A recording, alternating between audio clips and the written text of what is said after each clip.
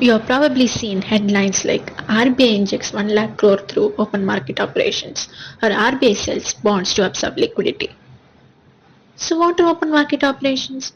And how does a simple buy or sell of government bonds change your loan interest, savings rate, and even inflation? Hi, this is Gayatri and welcome to my channel. In this video, I'll explain open market operations in simple language, how they work, how RBI uses them, and why they matter. Open market operations refer to buying and selling of government securities like treasury bills, dated government bonds by central bank in the open market. The idea is simple. When RBI buys government securities from banks and other financial institutions, it pays the money which injects liquidity into the banking system. When RBI sells government securities, banks and investors pay money to RBI, which absorbs liquidity from the system. So, open market operations are one of the core monetary policy tools used to regulate money supply, influence interest rates, and control inflation.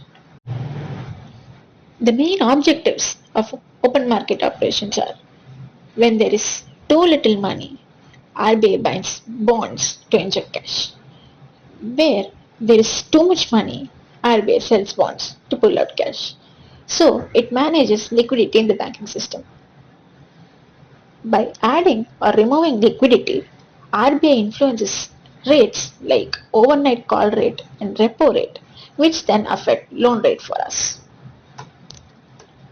Also, when inflation rises, RBI sell government securities to reduce money supply, which helps stabilizing prices of products and control inflation.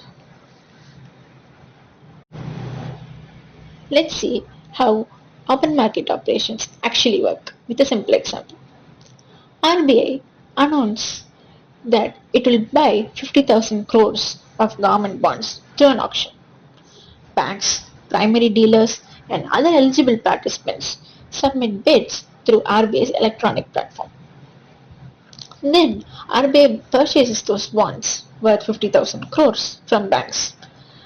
Now banks have extra reserves, money, and have more cash to lend.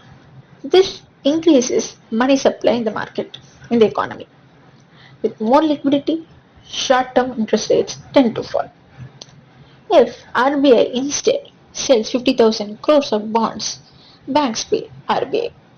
This reduces banks' reserves, liquidity is absorbed, and pushes the interest rates up. Now, how does OMO affect your daily life?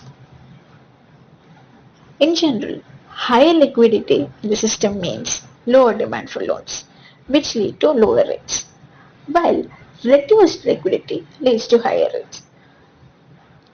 Markets also react to changes in monetary policy, which affects the borrowing, consumption, and even the profits of business. RBI purchasing government securities raise bond prices due to demand. That is, having excess money leading to more investments. Also, it lowers the yield. In recent times, RBI has used OMOs very actively. RBI injects rupees 50,000 crore in banking system through OMO purchase. This example shows that OMOs are not just theory. RBI uses them regularly to manage liquidity, stabilize markets, and support policy goals. Let's quickly recap. Open market operations mean buying or selling of government securities by central bank. When RBI buys, liquidity increases in bank, so interest rates tend to fall. When RBI sells, liquidity decreases in bank and interest rates tend to rise.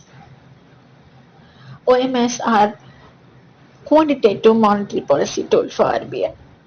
When inflation is high, RBI may sell bonds to cool the economy. When growth is low, RBI may buy bonds to support credit and growth. If this video helped you understand open market operations, please hit like, subscribe, share and comment. Thank you.